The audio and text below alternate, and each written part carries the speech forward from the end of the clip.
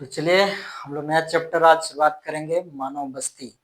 हम लोग चल रहे हैं क्लास 12 का बुक नंबर 2 भारत लोक और अर्थव्यवस्था।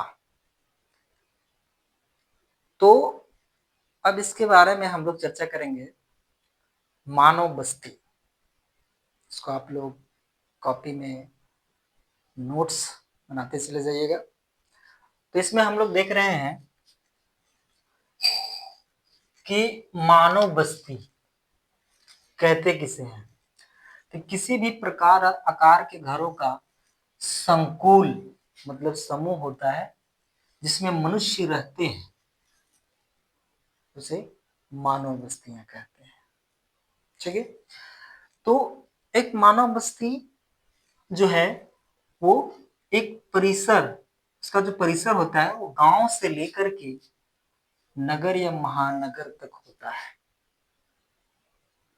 ठीक है। तो यहाँ पर हम लोग देखते हैं कि मानव बस्ती के मुख्य प्रकार देखें तो ये दो होता है। एक होता है ग्रामीण बस्तियां, एक होती है नगरीय बस्तियां। अब ये दोनों में डिफरेंसेस देखेंगे, क्या अंतर है। तो इसमें अंतर देखेंगे हम लोग यहीं से यहाँ पे दोनों के बीच में ये अंतर है। इसमें ये ग्रामीण बस्तियां का अंतर है, इधर नगरीय बस्तियां का अंतर है। ठीक है। तो इसमें देखते हैं ग्रामीण बस्तियों के अंतर्गत पहला क्या होता है, किसी ग्रामीण बस्तियों में कृषि अथवा अन्य प्राथमिक कार्य किए जाते हैं। क्या होते हैं प्राथमिक? कृषि के अलावा खनन कार्य, पशुपालन ना, और शिकार करना, ये सब प्राइमरी सेक्टर में आता है। ठीक है। तो ये सारे हम लोग जो प्राइमरी सेक्टर पढ़ चुके हैं फर्स्ट बुक में, तो वो ये सारे काम ग्रामीण क्षेत्रों में होता है। ठीक है। इसके बाद जस्ट यहीं पे हम लोग देखेंगे नगरीय क्षेत्रों में क्या होता है। यहाँ पर द्वितीयक, तृतीयक और चतुर्थ क्रियाएं की जाती है। ठीक है। जैसे कि व्यापार हो गया, उद्योग हो गया, उद्योगों में विनिर्माण का काम होता है। ठीक है। सेवाएं दी जाती है। ठीक है। तृतीयक सेक्टर में सेवा सेक्टर भी कहा जाता है। ठीक। ये सारे क्रियाकलाप जो होता है वो नगरीय बस्तियों के अंतर्गत होता है। उसके बाद देखते हैं ग्रामीण बस्ती से लोग नगर व उद्योगों के लिए कच्चे माल उपलब्ध कराते हैं। यानी ग्रामीण बस्ती से जो नया कृषि से हो या तो फिर खनन से हो, जो माल का उत्पादन होता है वो कच्चा माल के रूप में होता है, और वह नगरीय क्षेत्रों में या नगर में स्थित उद्योगों में कच्चे माल का उपलब्ध कराती है। ठीक है। इसके बाद सेकंड आता है इसमें नगरीय, कि नगर जो है आर्थिक वृद्धि के नोड होता है। अब नगर में ज्यादातर क्रियाएं होती है द्वितीय, तृतीय, चतुर्थ। तो एक तरह से नोड मतलब कि गांव और शहर को जोड़ के रखने वाली जो नगर आर्थिक वृद्धि का सर्वाधिक भागीदारी जो होता है वो नगर का होता है। इसमें क्या होता है कि ग्रामीण क्षेत्र, ग्रामीण बस्ती के लोगों को भोजन और अन्य सेवाएं उपलब्ध कराता है। अब ग्रामीण बस्ती जो है वो नगर के लिए कच्चा माल उपलब्ध कराता है, तो उसके बदले में भी नगर क्या करता है, नगर जो है वो ग्रामीणों के लिए भोजन और उद्योगों में निर्मित विनिर्मित क्या वस्तुएं उपलब्ध कराता है। तो ये दोनों वापस करता है एक तरह से ना। तो इसके बाद ग्रामीण बस्ती लोग जो होते हैं वो गतिशील होते हैं, और इसमें अधिक गतिशील होते हैं, लेकिन इसमें कम गतिशील होते हैं।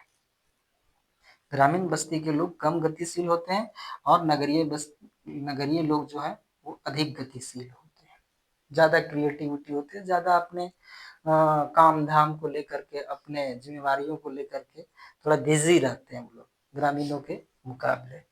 उसके बाद जीवन शैली यहाँ के लोगों का सरल होता है, शांत होता है। यहाँ के जीवन शैली जटिल होता है। ठीक है। लोग कामों में, अपने अपने व्यापारियों में, अपने अपने उद्योग धंधों में व्यस्त होते हैं। ठीक। उसके बाद आता है सामाजिक संबंध जो पाया जाता है गांव में हो, ग्रामीण क्षेत्रों में, ग्रामीण बस्तियों में वो घनिष्ठ होता है। लोग देखोगे गांव में किसी के यहाँ कुछ हो जाता है तो सब लोग भीड़ लग जाते हैं। लेकिन शहर में ऐसा नहीं है, बगल में कुछ हो रहा है तो उसको देखने वाला भी कोई नहीं, उतना कोई जरूरत नहीं होती है। यानी मोटा मोटी कह सकते हैं कि वहां का जो संबंध होता है औपचारिक होता है, ठीक है। वैसे एक दूसरे से कोई उतना मतलब नहीं रखते, अपने अपने काम इतना बिजी होते हैं, इतना गतिशील ही होते हैं कि दूसरे में टाइम देना उन लोगों को टाइम दे ही नहीं पाते हैं। दूसरे के मुद्दों पर या दूसरे लोगों के आस पड़ोस के क्षेत्रों के लिए, वो लोगों के लिए वो उतना नहीं टाइम दे पाते हैं। जनसंख्या घनत्व गांव में कम होता है और यहाँ अधिक होता है शहरों में, ठीक। ये बेसिक अंतर है।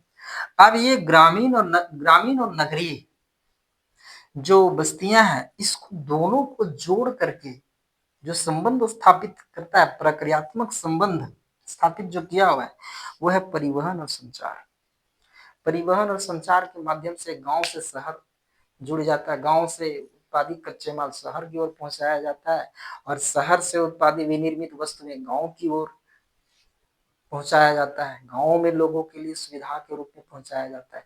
तो इस तरह से ये दोनों का जो अंतर का जो दोनों को एक मेल मिलाप करके जो रखने का जो काम करता है, जोड़ के रखने का जो काम करता है, वो है परिवहन और संचार। इसको हम सारांश रूप में समझे इस अंतर को, तो यहाँ पे दिया हुआ है कि इसकी क्या है, तो जनसंख्या के आधार पर तो ग्रामीण में होता है कम और नगरीय बस्ती जो होता है वो अधिक जनसंख्या होता है।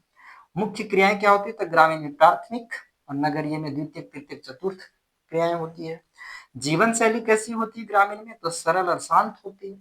उसके बाद नगरीय बस्ती में जटिल और गतिशील होते हैं लोग। अभी यहाँ में हम लोग देखें सुविधाएं क्या होती है, तो ग्रामीण में सीमित सुविधाएं होती है, यहाँ पर उन्नत होती है, विविध प्रकार की होती है सुविधाएं।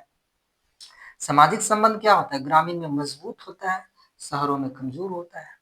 भू उपयोग क्या होता है, यहाँ पे भूमि का उपयोग ग्रामीण क्षेत्र में खास करके खेती के लिए उपयोग होता है, वहां पर भी कंस्ट्रक्शन का काम ज्यादा होता है, सड़क बनाना, उद्योग बनाना, भवन बनाना, ज्यादातर पक्की यहाँ पे देखने को मिलती है। तो ओवरऑल देख रहे हैं हम लोग इसमें, इस वीडियो सेशन में हम लोग दो चीजें चर्चा की, मानव बस्तियां का अर्थ और मानव बस्ती और ग्रामीण बस्ती, सॉरी मानव बस्ती और नगरीय बस्ती के अंतर्गत दोनों में अंतर, ये हम लोग देखे। तो इसको आप लोग एक कॉपी में नोट डाउन कर दीजिएगा।